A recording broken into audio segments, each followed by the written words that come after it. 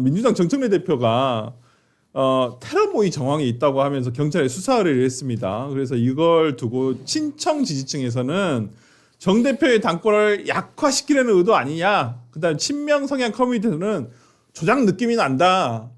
지금 보니까 그 화면에 지금 뭐 이렇게 카톡 단톡 사진인 것 같아요. 그래서 쩔레 공천이 아마 문어게인, 그러니까 정청래를 아마 쩔레 공천이라고 하는 거고, and not again 시동이다. 그래서 아마 이게 이재명 대통령 지지자들이 소위 말하는 친명들의 어떠한 지지자들인데 쩔레 암살단 모집합니다. 이게 이런 게 있어서 지금 뭐 경찰에서 신변보호 요청을 하겠다라고 얘기를 하고 있고요.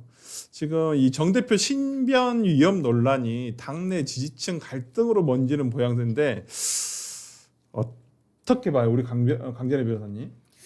사실은 이런 얘기가 절대 나오면 안 되는데 농담으로라도 나오고 있는 현실이 굉장히 좀 안타깝다라고 말씀을 드리고 싶고 네. 어쨌든 그동안에 정치인들이 특히 선거 캠페인 과정에서 여러 가지 테러들이 있었잖아요. 네. 박근혜 전 대통령도 그렇고 이재명 현 대통령도 마찬가지고요. 뭐 많은 분들이 뭐 송영길 전 대표도 있었죠. 네. 그렇고 뭐 이렇게 띠도 두르시고 그럼요, 있었는데 그럼요. 이게 이제 정청래 대표 입장에서는 어쨌든 신고를 하고 정식으로 처리를 할 수밖에 없겠지만 문제는 이게 대통령과의 관계성 이런 것들이 생각이 날 수밖에 없는 거예요. 이재명 대통령에 대해서도 가덕도 신공항 부지에서 그 테러가 일어났을 때 결국에는 단독 범행이다라고 경찰에서 수사 결과가 나왔음에도 불구하고 민주당이 정권을 잡으니까 아니다. 이 뒤에 보수 유튜버도 뭐 접촉을 했었던 정황들이 있고 그러면서 다시 수사를 하고 있었거든요. 근데 그럼요, 지금 이게 그럼요. 몇 달이 지났는데 아직까지 결론은 나오지 않고 있어요. 이런 형태로 좀 일이 일파만파 오히려 좀 커지는 듯한 모습들이 있었기 때문에 이 정청래 대표에 대한 부분도 우리가 물론 이런 거 하나 갖고서는 된 거는 아니겠죠. 이런 네. 문자 메시지 여러 가지 정황들이 있었겠지만 이거를 좀 계속 끌고 가려는 것 아닌가라는 생각은 솔직히 좀 드는 부분이 있습니다. 그러니까 그 개혁신당의 정의한 후보는 유세 도중에 누군가 뿌린 그 음료수, 그렇죠.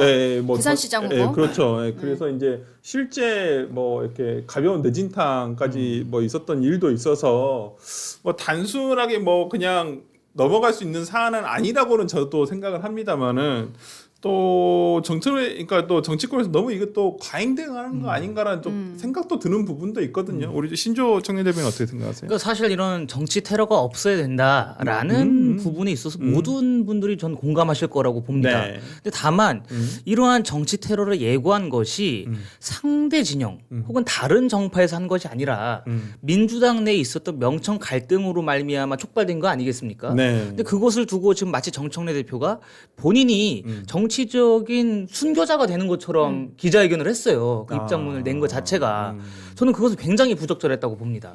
이것이 어쨌든 민주당 내에 있었던 그런 당내 갈등 때문에 생긴 문제라면 네. 본인이 무엇이 부족했는지 본인이 어떠한 면에 있어서 당원들 특히 극성 당원들의 그 지지를 받지 못했는지를 먼저 돌이켜 볼 때다. 그런데 이것을 마치 상대 진영에서 본인을 향해서 테러를 모의한 것처럼 네. 그런 식으로 호도를 해서는 저는 안 된다고 생각합니다. 그러나 이제 뭐 이재명 대통령도 과거에 그 테러를 당하지 않았겠습니까? 뭐 국민의힘의 배현진 의원도 그렇고요. 그런 식으로 정치권의 폭력이 만연하지 않게 하겠다라는 것에는 여야 할 것 없이 모두 초당적으로 협력을 해야 될 것이라고 보고요. 다만 아직 일어나지도 않은 일을 침소봉대해서 마치 일어날 것처럼 가정한 상태에서 이것을 하나의 정치적인 목적을 위한 수단으로 활용하진 않았으면 좋겠습니다. 그러니까 여대변인한테 한번 이거 여쭤보고 싶어요. 이걸 지금 솔직히 이제 지금 민주당에서는 이번 지방선거보다도 오히려 이 지방선거 이후에 전당대회를 더 그 관심이 있어 하시는 분들 또 당내 지지자들 민주당원 사이에서도 여기에 참 그 관심을 두거나 이런 분들이 많은데 이번 이런 테러 이것도 하나의 뭐 해프닝이 저도 그냥 해프닝이라고 생각하면 좋겠어요. 실제 이런 일이 벌어서는 절대 안 되기 때문에 뭐 정청래 대표에 대한 어떠한 그 친명 지지자들의 소위 말하는 친명 지지자들의 어떤 견제 전당대회에 앞서서 이런 견제를 하는 건 아닌가라는 좀 생각도 드는데 어떤가요? 당내에서의 어떤 이런 아니요, 근데 이게 분위기는? 그 좀 심각한 게 간단히 넘겨서는 안 된다. 그러니까 왜냐하면 이재명 대통령이 2024년에 테러 당했지 않습니까? 1월에 목에 그 칼이 찔리는. 근데 그 전에 이재명 대통령 테러 예고글이 지금 정청래 대표와 비슷하게 계속 있어 왔어요. 그래가지고 실제로 아마 잡혔을 거예요. 예고한 사람이. 근데 이제 그때는 다들 야 우리나라에서 무슨 테러냐. 사실 뭐 계속 이렇게 생각을 했지만. 실제 이재명 대통령이 머리에 찔려가지고 거의 응급상황까지 갔었잖아요. 근데 그게 2024년인데 총선 전에 이루어졌고요. 그 전에 그러니까 이재명 대통령 직전 당대표가 송영길 대표인데 네. 송영길 대표가 그렇죠. 대선 선거 3일 전에 머리에 둔기를 맞아가지고 그때 이제 피나가지고 그때도 머리 이제 붕대 이렇게 뭐 붕대 이렇게 네, 붕대통을 하셨어요. 붕대통을 하셨잖아요. 네. 근데 그 이재명 대통령 그 테러 가해자가 그 당시에 어떻게 이재명 대통령 가까이 접근했냐 다시 기억나실 거예요. 여기 위에 왕관에 이재명 지지 뭐 이렇게 이러한 왕관을 쓰고 그 당시 이재명 대표한테 사인해 주세요 이렇게 다가갔어요. 그렇기 때문에 이거를 그때도 당연히 지지자인지 알고 당연히 조금 뭐 쉽게 말하면 열리게 이제 뭐 경호 신변을 그렇게 이제 조금 했다고 하면은 이 사안도 보면은 이재명 지지자인지 친명인지 아니면 위장 지지자인지 알 길이 없습니다. 이 사람이. 그러니까 실제로 민주당 지지자라면은 이렇게 막 뭐 우리 당 대표와 자기가 정치적 의견이 다르다고 해서 죽이자 뭐 암살단을 조직하자 모집한다 이런 거를 남겼겠습니까? 이런 거를 만약에 남겼다 하면은 이거는 민주당 지지가 아닌 거예요. 그러니까 저는 이거를 그냥 단순하게 지금 일어나지 않았기 때문에 이거 지금 민주당에서 과잉 대응하는 거 아니냐 이렇게 말해서는 안 된다고 보고 어쨌든 우리가 역대 그 사례가 있었고 지금 민주당 당대표가 계속 테러를 당했기 때문에 당에서도 이거를 수사 의뢰했고 실제로 경찰이 수사를 할 거예요. 그리고 그 선거 기간에는 당대표에 대해서 주요 뭐 후보다 당대표 관련해 가지고 경찰이 신변 보호를 하잖아요. 그래서 그 신변 보호도 실제로 빨라진다고 해요. 그래서 이거는 뭐 가볍게 넘길 사안이 아니다. 네.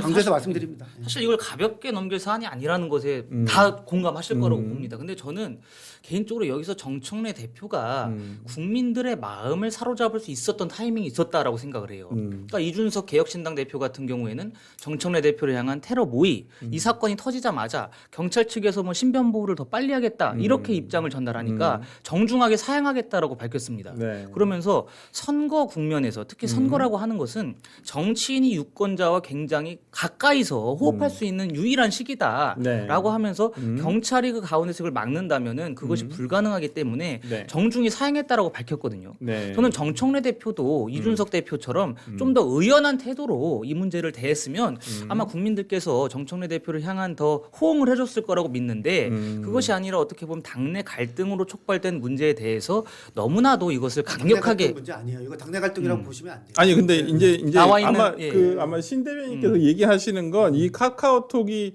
소위 이제 이재명 대통령을 지지하시는 인지 아닌지 모르는 거예요. 그러니까 네. 뭐 이제 나와 있는 걸 그대로 내용이 저희 방은 이재명 지지자임과 동시에라고 이 카톡 이게 위장일 수도 있고. 그러니까 네. 뭐 여러 가지 글자를 읽어드린 거예요. 네네. 제 말은 이제 글자가 이렇게 돼 있어서 이제 그런 거 아니냐라고 이제 신 대변인 얘기를 하시는 것 같아서 그냥 그대로 여기 뭐 이거 보수 지지층인지 아닌지를 그렇죠. 몰라요. 예. 모르는데 일단은 여기 방 자체에서 글씨가 그렇게 써져 있다라고 예, 말씀드립니다. 그러니까 그렇지 않아도 정청래 대표가 좀 강성해진 이미지가 더 씌워져 있지 않습니까? 그런 상황에서 이준석 대표처럼 좀 대범하고 너른 품으로 이 문제를 대응했다면 저는 아마 민주당 지지층뿐만 아니라 중도에 계신 유권자들의 마음까지 흔들렸을 수 있다. 다만 그런 것이 좀 없었던 점은 아쉬운 면모입니다.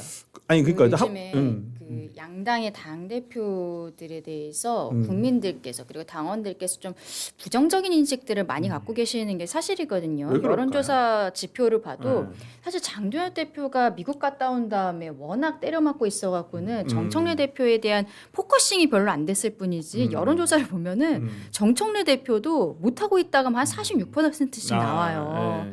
근데 이제 정 대표 입장에서는 당장 이번 8월에 전당대회가 있고 본인은 거기에 대한 연임 의지를 지금 보여주고 있는 상황이잖아요. 네.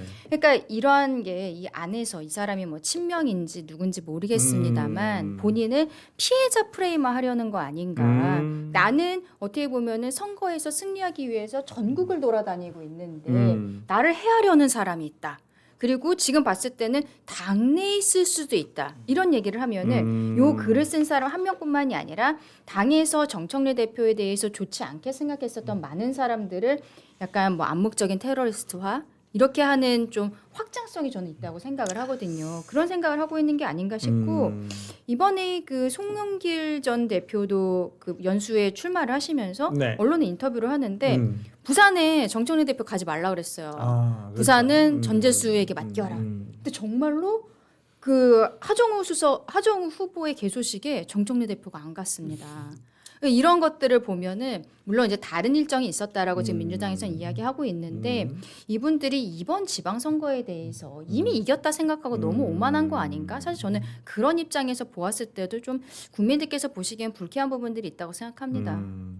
하여튼 뭐 정치인에 대한 테러, 그러니까 물리적인 테러는 저는 이제 원시 시대의 일이라고 생각하기 때문에 당연히 그래서는 안 된다고 생각하고 뭐 신변 보호를 뭐 통해서 본인의 안전을 스스로 이렇게 뭐 확보할 수 있다고 한다면 뭐 그것도 방법이라고 생각하기 때문에 뭐 정청래 대표가 지금도 제가 알기로는 그 경호원이 있는 것 같던데 사설 경호업체 이게 그러니까 경찰인지 아닌지는 모르겠는데 그 이렇게 시장이나 전통시장 이런 데 가다 보면 그 어떤 시장 상인 제가 영상을 보니까 시장 상인의 회장님이 되게 불만을 터뜨린 영상이 있어요. 그게 경호원들이 너무 이렇게 막으니까 그러니까 오히려 정청래 대표한테 좀 불만을 터뜨린 내용이 있긴 하더라고요. 그 아마 그 정청래 대표 그 뭐에 있더라고요. 제가 보니까. 그래서 지금도 있긴 한데 조금 더 강화해가지고 그래도 안전한 건 근데 낫죠. 아마 그냥 정당 대표 이제가 그 대중 많은 곳에 가면은 그냥 집회 현장에도 우리 정보 경찰들이 많이 있잖아요. 그 정도 수준일 거예요. 그러니까 여기서 말하는 정청래 대표가 신변보호 요청한 거는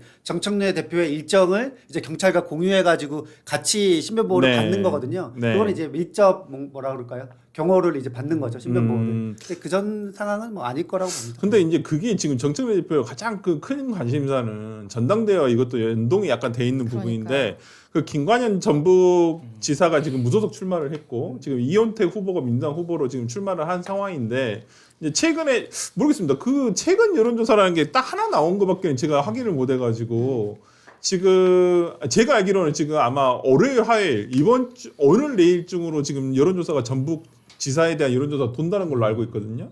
근데 이제 기존에 나왔던 것 딱 하나로는 김관영 지금 무소속 후보가 조금 더 높았던 것으로 좀 맞아요. 나온 여론조사가 있어서 이게 그 다음부터 지금 약간 좀 정청래 대표의 어떤 뭐 전당대회에서의 어떤 문제와 연동이 되는 것 같긴 한데 지금 민주당 내에서는 전북지사 선거 어떻게 보고 있나요? 나 궁금하긴 해. 그 솔직히. 여론조사 나오고 나서 네. 어쨌든 저희가 그 호남이나 전북 같은 경우에는 그 전에 이제 우리 민주당 그 단체장이 있었기 때문에 그렇죠. 당연히 이제 수성을 해야 되는데 무소속 김관영 후보가 민주당 소속이었는데 이번에 이제 공천 탈락하고 나서 그 무소속 후보로 나갔는데 뭐 꽤 높은 지지도가 나오고 있다고 해요. 맞아요. 그러면서 이제 민주당 입장에서는 당연히 이제 조금 뭐 긴장할 수밖에 없고 저는 사실은 아까 뭐 민주당이 오만하다고 하셨는데 저는 거의 한 2월 달부터 어디 방송 나갈 때마다 이번 선거 쉽지 않고 항상 겸손해야 된다. 왜냐하면은 박빙의 선거다.